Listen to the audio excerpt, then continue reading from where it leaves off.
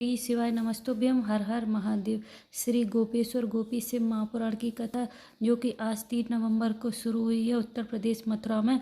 आज प्रथम दिन की कथा समाप्त हो चुकी है। अगर आप किसी कारणवश कथा नहीं सुन पाए हो तो यहाँ पर आपको छोटे से वीडियो में पूरी कथा की जानकारी मिल जाएगी।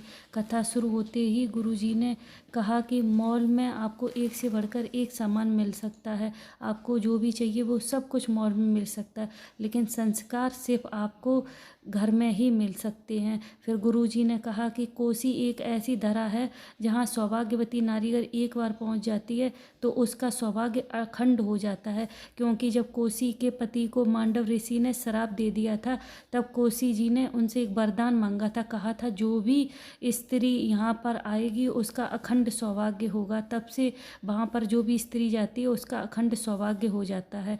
सूरजभान जी एक पत्र लेकर आए, कहा मैंने कई बार पेपर दिया था पर फेल हो रहा था। फिर किसी ने कहा तो शिव मंदिर जाना शुरू किया। उसके बाद कुबरेश्वर धाम भी गए और बाबा से प्रार्थना करी और खूब मेहनत भी की और बाबा पर भरोसा था। फिर जब मैं पेपर देने गया तो बेलपत्री पर शहद लगा कर गया।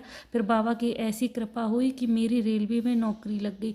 मेरा दोस्त था जो कि बिल्कुल बाबा पर भरोसा नहीं करता था और बाबा भोलेनाथ को नहीं मानता था, लेकिन मेरे कहने से वो भी जल चढ़ाने लगा तो बाबा ने उसकी भी मर्चेंट नेवी में नौकरी, सरकारी नौकरी लगवा दी। सुमन शर्मा जी एक पत्र लेकर आई, कहा बाबा की कथा अलवर में सुनी थी, फिर बाबा से प्रार्थना की कि मेरे बेटे को इंडियन एयरफोर्स में नौकरी लगवा दो।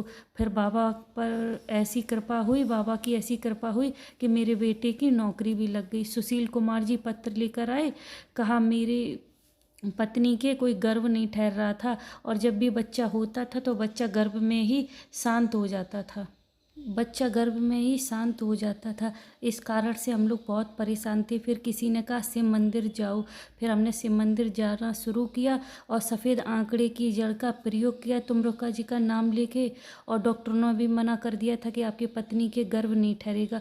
लेकिन बाबा भोलेनाथ की ऐसी कृपा हुई कि 4 अप्रैल 2023 में बाबा की कृपा से हमारे घर में पुत्र रत्न की प्राप्ति हुई है। तो बाबा भोलेनाथ की इतनी कृपा हुई तो हम बाबा भोलेनाथ का धन्यवाद करने कथा पंडाल में आए हैं। अगर आपको वीडियो अच्छा लगा हो तो धन्यवाद। श्री शिवाय नमस्तुभ्यम। हर हर महादेव।